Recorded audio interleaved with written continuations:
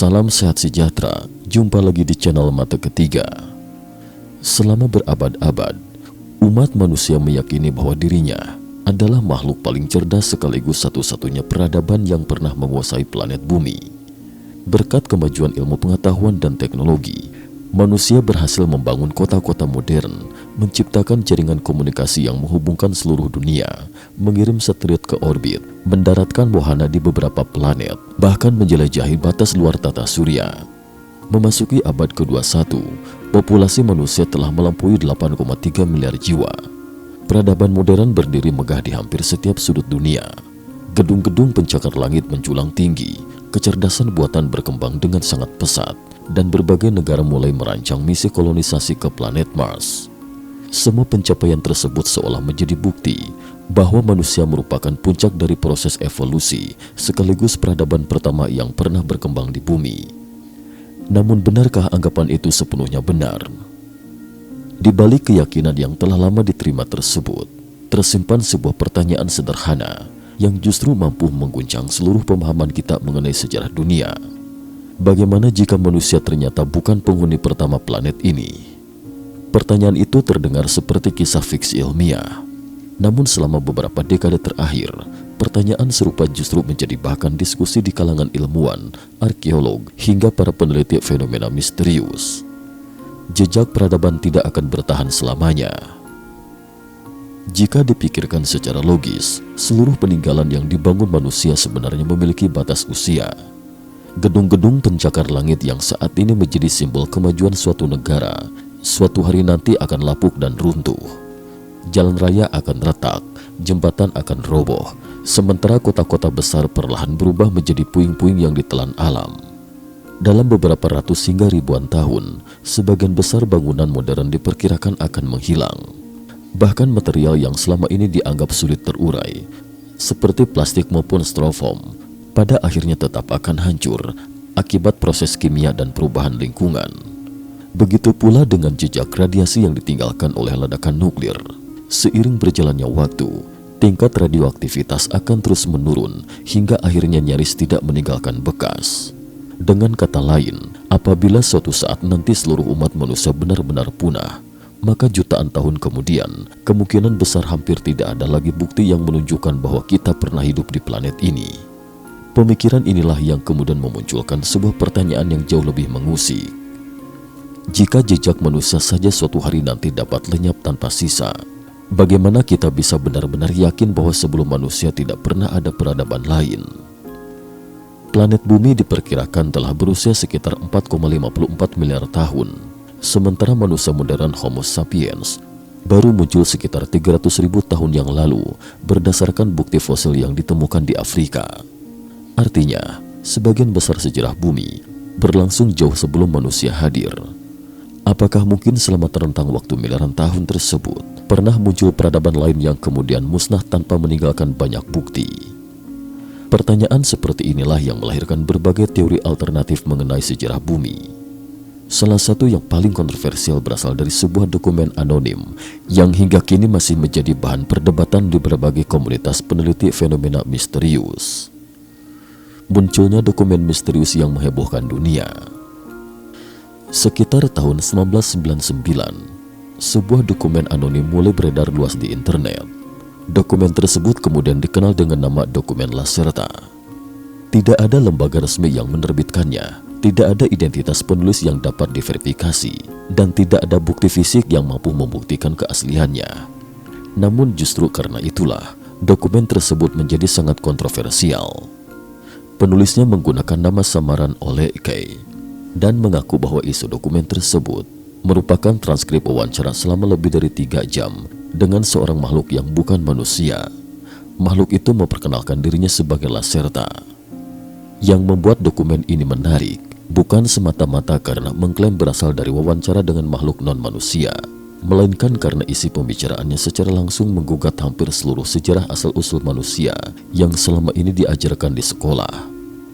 Menurut Lacerta, sejarah manusia yang dikenal saat ini hanyalah sebagian kecil dari kenyataan yang sebenarnya.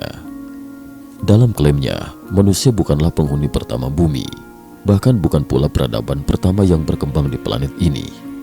Lacerta mengaku bahwa sebelum manusia modern muncul, telah ada 6 generasi peradaban lain yang lebih dahulu hidup di bumi. Jika klaim tersebut benar, maka manusia saat ini hanyalah peradaban ke-7.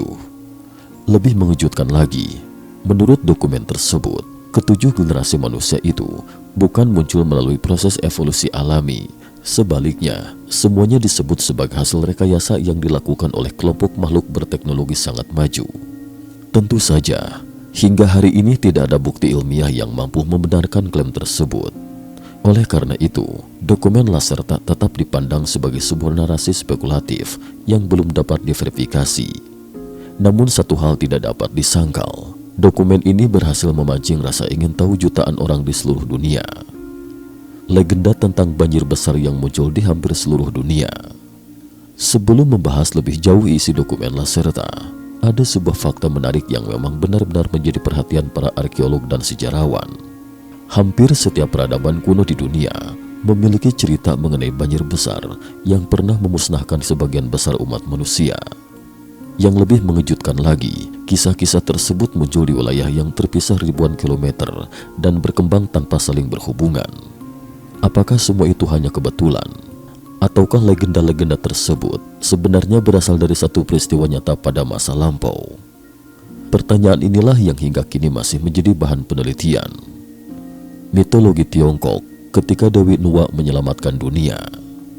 Dalam mitologi Tiongkok kuno, diceritakan bahwa ketika langit dan bumi baru saja terbentuk, dunia masih kosong tanpa manusia.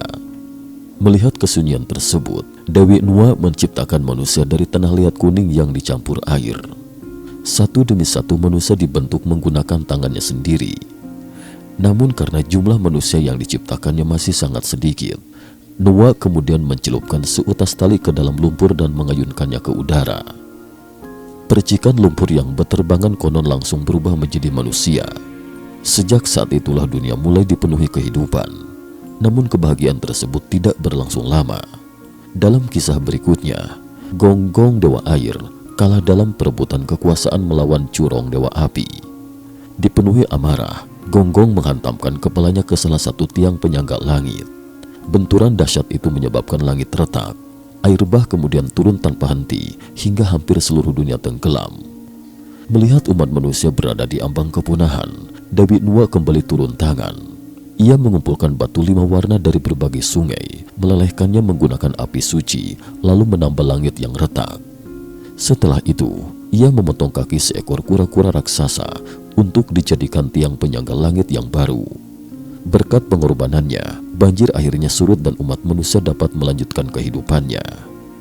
Kisah yang hampir sama muncul di Mesopotamia. Menariknya, legenda banjir besar tidak hanya ditemukan di Tiongkok. Di kawasan Mesopotamia kuno, terdapat salah satu karya sastra tertua di dunia, yaitu epos Gilgamesh. Dalam kisah tersebut, para dewa memutuskan memusnahkan umat manusia melalui banjir besar. Namun Enki, dewa air dan kebijaksanaan, diam-diam memperingatkan seorang manusia bernama Utnapishtim. Atas petunjuk tersebut, Utnapishtim membangun sebuah kapal raksasa bertingkat 7. Ketika banjir benar-benar datang, ia berhasil menyelamatkan keluarganya beserta berbagai jenis hewan. Kisah ini memiliki kemiripan yang sangat mencolok dengan cerita Nabi Nuh dalam Alkitab maupun Al-Quran. India kuno juga menyimpan cerita serupa. Dalam tradisi Hindu kuno, Dewa Wisnu menjelma menjadi seekor ikan raksasa untuk memperingatkan manusia pertama bernama Manu bahwa banjir besar akan segera melanda dunia. Atas petunjuk tersebut, Manu membangun sebuah kapal besar. Ketika seluruh daratan tertutup air, kapal itu diikatkan pada tanduk sang ikan hingga akhirnya berhasil melewati bencana. Manu pun menjadi satu-satunya manusia yang selamat dan kembali memulai kehidupan setelah banjir berakhir. Bangsa yang mengenal penciptaan manusia berulang kali. Di Amerika Tengah, kitab suci bangsa Maya yang dikenal sebagai Popol Vuh juga memuat kisah yang tidak kalah menarik. Dalam cerita tersebut, para dewa ternyata tidak hanya sekali menciptakan manusia. Percobaan pertama menghasilkan manusia dari tanah liat, namun mereka dianggap gagal. Percobaan kedua menghasilkan manusia dari kayu, hasilnya pun kembali mengecewakan.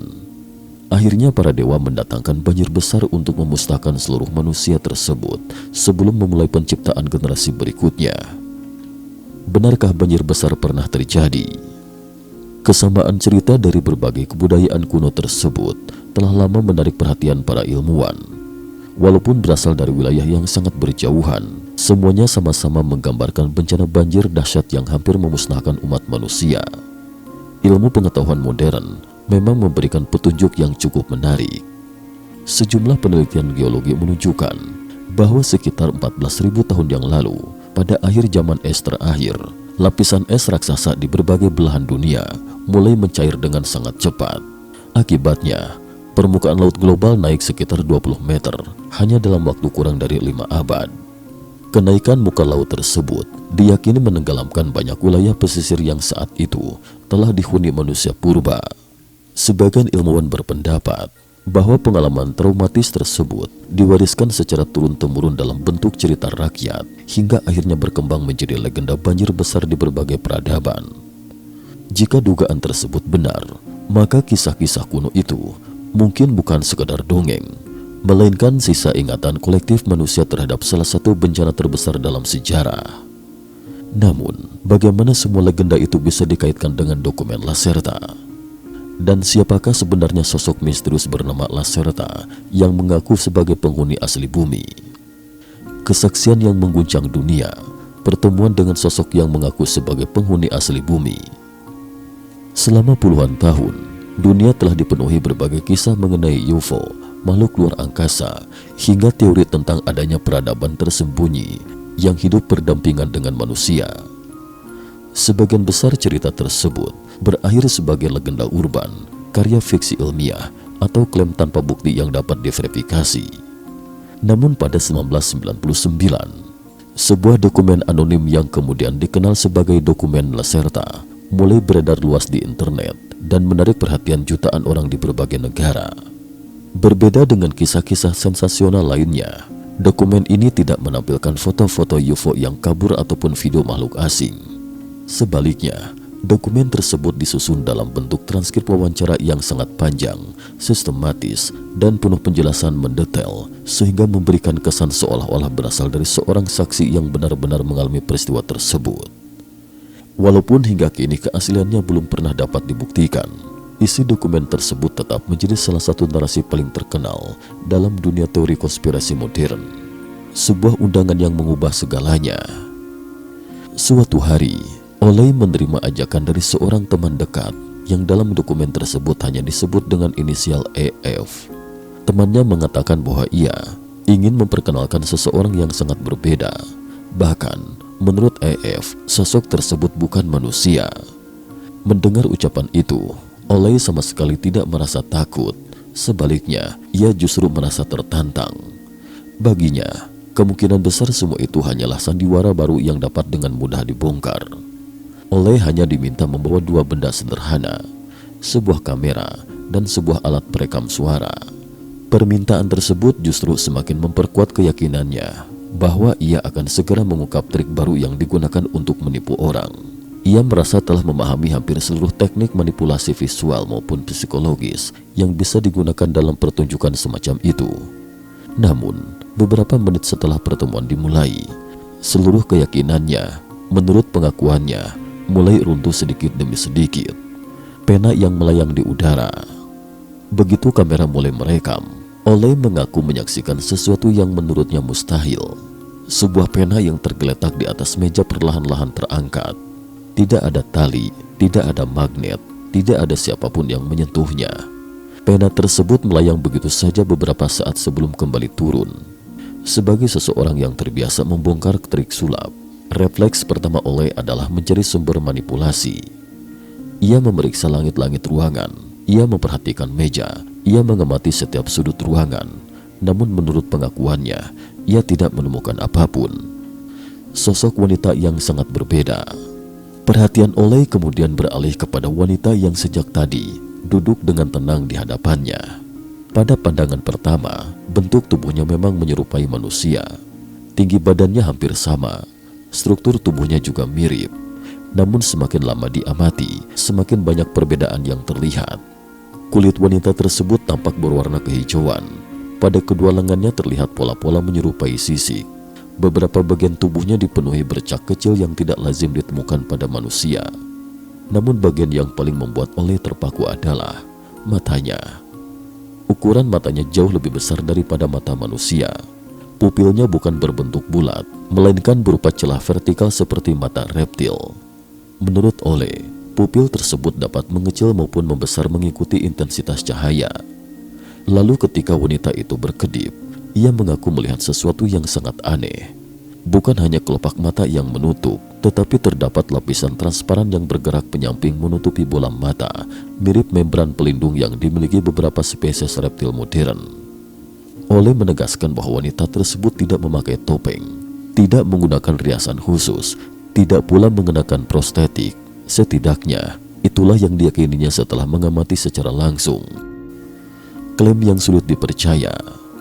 Melihat ekspresi Oleh yang dipenuhi kebingungan, wanita itu tetap berbicara dengan tenang. Menurut transkrip tersebut, ia mengatakan bahwa spesiesnya memiliki kemampuan memengaruhi persepsi manusia. Dengan kemampuan itu, mereka dapat membuat manusia melihat penampilan yang berbeda dari wujud asli mereka. Artinya, apabila mereka menginginkannya, mereka dapat berjalan di tengah keramaian tanpa menimbulkan kecurigaan sedikit pun. Orang-orang hanya akan melihat mereka sebagai manusia biasa.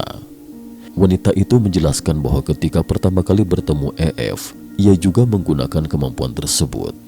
Barulah setelah merasa yakin bahwa EF mampu menerima kenyataan, ia memperlihatkan bentuk aslinya. Namun terhadap Oleh, ia sengaja tidak melakukan penyamaran. Oleh langsung diperlihatkan penampilan yang diklaim sebagai wujud aslinya. Keputusan itulah yang menurut pengakuannya membuat dirinya mengalami shock selama beberapa menit. Pertanyaan yang menjadi awal segalanya. Setelah berusaha menenangkan diri, Oleh akhirnya mengajukan pertanyaan yang paling mendasar. "Siapa sebenarnya Anda?" Wanita tersebut menjawab dengan suara yang tenang. "Nama asli saya tidak dapat diucapkan oleh lidah manusia. Anda boleh memanggil saya Lacerta." Beberapa detik kemudian ia melanjutkan kalimat yang menjadi inti dari seluruh dokumen. "Seperti yang Anda lihat, saya bukan manusia. Saya berasal dari ras reptil yang sangat tua." Kalimat singkat itulah yang kemudian berkembang menjadi salah satu wawancara paling kontroversial yang pernah beredar di internet. "Saya bukan makhluk luar angkasa." Setelah mendengar pengakuan tersebut, Oleh kembali bertanya, apakah Lacerta berasal dari planet lain? Jawaban yang diterimanya justru di luar dugaan. Menurut transkrip itu, Lacerta menjawab dengan sangat tegas, "Tidak, saya bukan makhluk luar angkasa." Jawaban tersebut justru membuat Oleh semakin bingung. Jika bukan berasal dari luar angkasa, lalu berasal dari mana? Lacerta kemudian memberikan jawaban yang jauh lebih mengejutkan. "Kami adalah spesies asli bumi. Kami telah hidup di planet ini selama sekitar 65 juta tahun. Sesungguhnya, bumi adalah planet kami. Planet ini tidak pernah benar-benar menjadi milik manusia." Pernyataan tersebut menjadi bagian yang paling terkenal dalam seluruh dokumen Lacerta. Namun perlu ditegaskan bahwa hingga saat ini tidak ada bukti ilmiah yang mendukung klaim tersebut.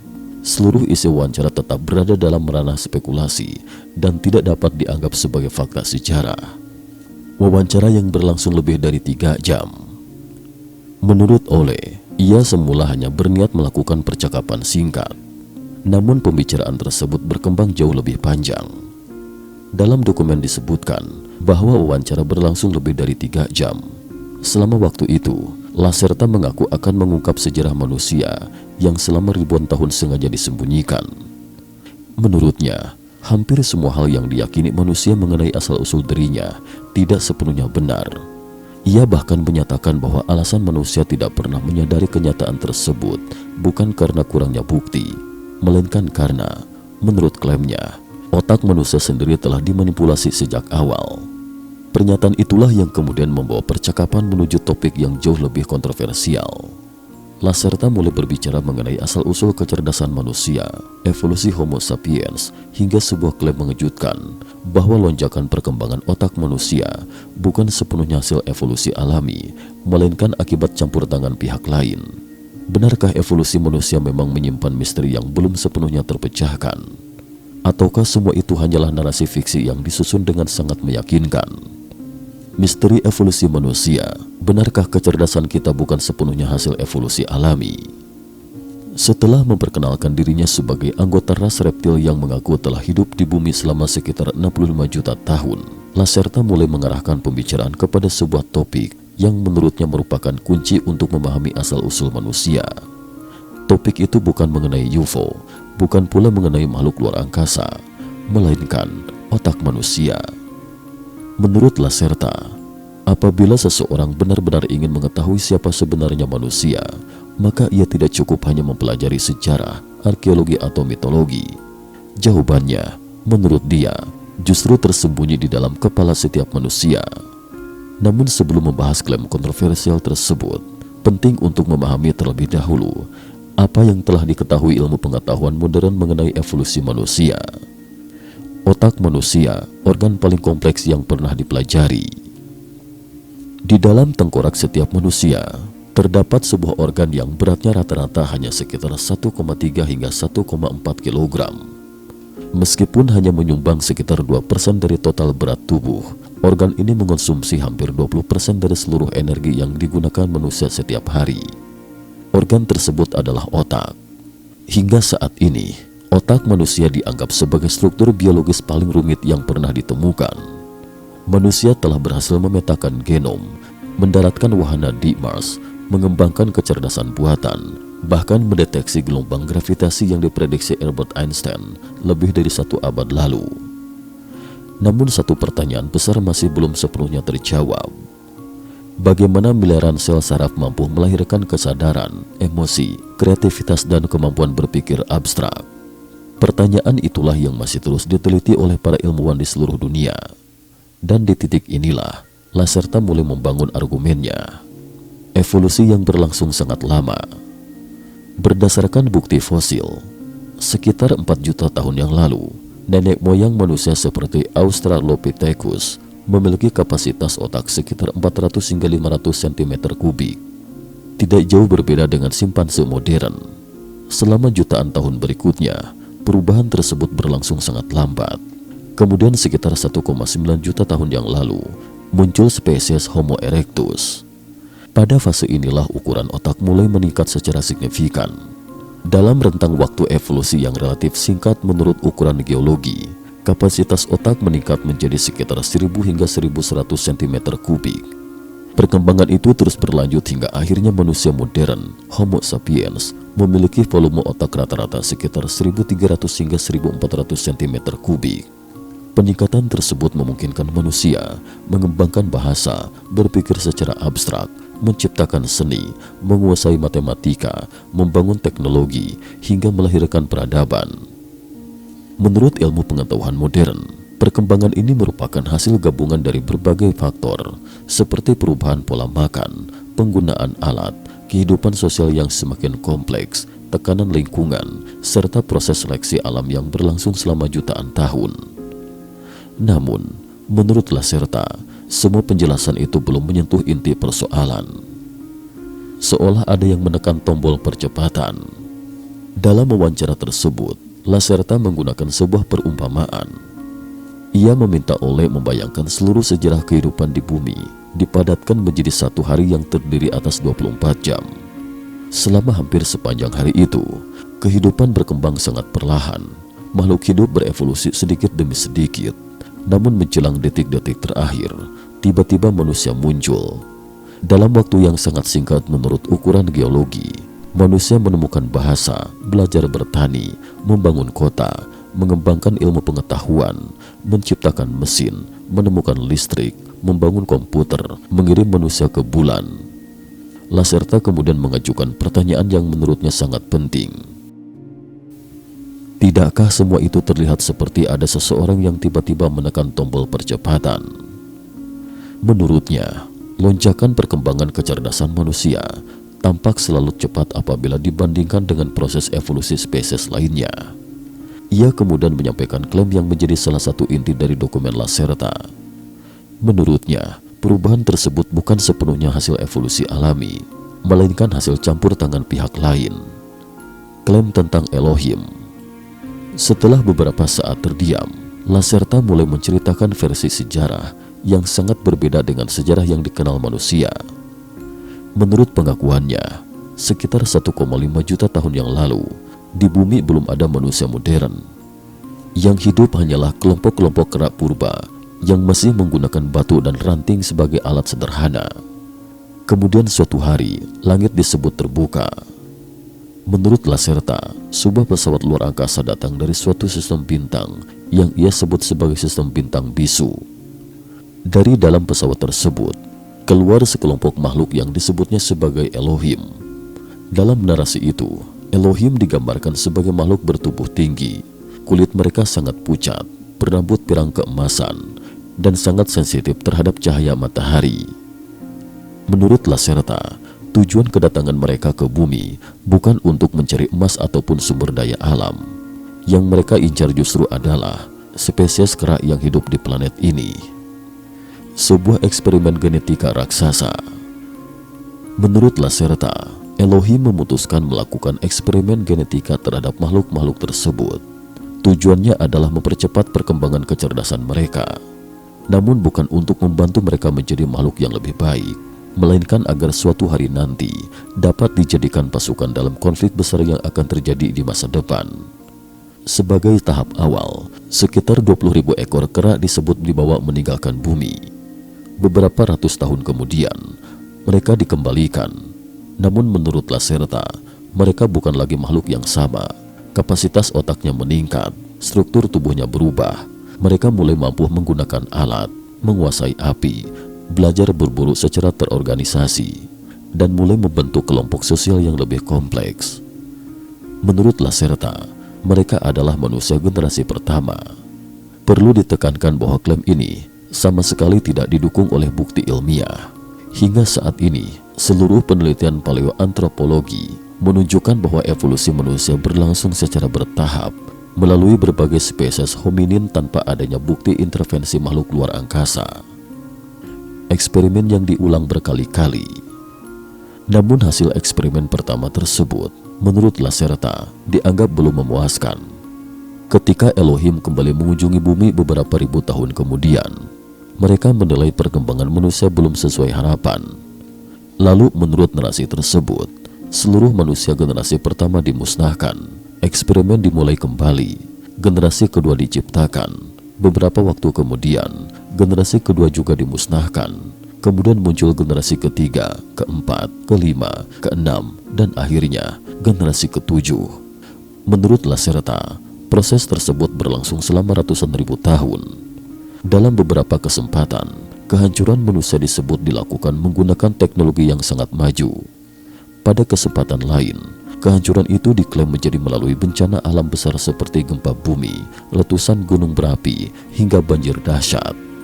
Dalam versi cerita ini, sejarah manusia sesungguhnya hanyalah rangkaian eksperimen biologis yang terus diperbaiki dari waktu ke waktu.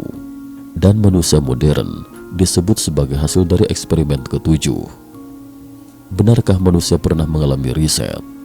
Menariknya, gagasan mengenai beberapa generasi manusia ternyata tidak hanya muncul dalam dokumen Lacerta. Berbagai mitologi kuno di dunia memang memuat kisah mengenai penciptaan manusia yang dilakukan lebih dari satu kali.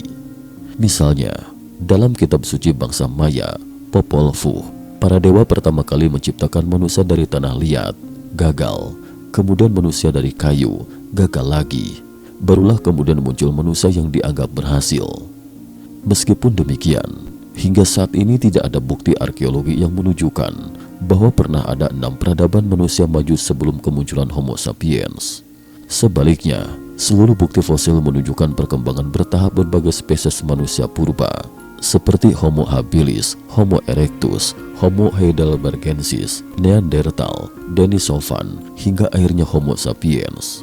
Karena itu, klaim mengenai 7 generasi manusia masih berada sepenuhnya dalam ranah spekulasi. Misteri kromosom nomor 2. Selanjutnya, Lacerta mengalihkan pembicaraan ke bidang genetika. Menurutnya, tubuh manusia sendiri sebenarnya menyimpan petunjuk mengenai asal-usulnya. Petunjuk tersebut terdapat pada kromosom nomor 2. Manusia memiliki 23 pasang kromosom atau total 46 kromosom. Sebaliknya, simpanse, gorila dan orangutan memiliki 24 pasang atau total 48 kromosom. Mengapa jumlahnya berbeda? Ilmu genetika modern telah memberikan jawaban. Penelitian menunjukkan bahwa 2 kromosom nenek moyang manusia pada masa lampau mengalami proses fusi, yaitu penyatuan menjadi satu kromosom yang kini dikenal sebagai kromosom nomor 2. Bekas penyatuan tersebut masih dapat dikenali hingga sekarang dan justru menjadi salah satu bukti kuat yang mendukung teori evolusi. Namun menurut sebagian pendukung teori intervensi makhluk luar angkasa, peristiwa itu dianggap sebagai kemungkinan hasil rekayasa genetika. Sekali lagi, hingga hari ini tidak ada bukti ilmiah yang mendukung dugaan tersebut. Pertanyaan yang semakin mengusik. Semakin lama mendengarkan penjelasan Lacerta, Ole mulai menyadari satu hal. Jika seluruh cerita itu benar, maka manusia bukan sekadar hasil evolusi, melainkan sebuah ciptaan, sebuah proyek biologis, sebuah eksperimen yang terus diperbarui selama jutaan tahun. Namun pertanyaan yang lebih jauh besar segera muncul. Mengapa Elohim berkali-kali memusnahkan manusia? Mengapa mereka tidak memilih bangsa reptil? Dan apa tujuan sebenarnya dari seluruh eksperimen tersebut? Ketika Ole mengajukan pertanyaan itu, jawaban Lacerta justru membawa pembicaraan menuju bab berikutnya yang jauh lebih kontroversial. Menurutnya, sebelum manusia modern muncul, bangsanya telah menyaksikan 6 kali kebangkitan dan kehancuran peradaban manusia. Bahkan, ia mengklaim bahwa salah satu peninggalan dari peradaban tersebut masih berdiri megah hingga sekarang. Bangunan itu dikenal di seluruh dunia dengan nama Piramida Agung Giza. Cukup sekian dulu, nantikan episode berikutnya. Terima kasih atas perhatiannya.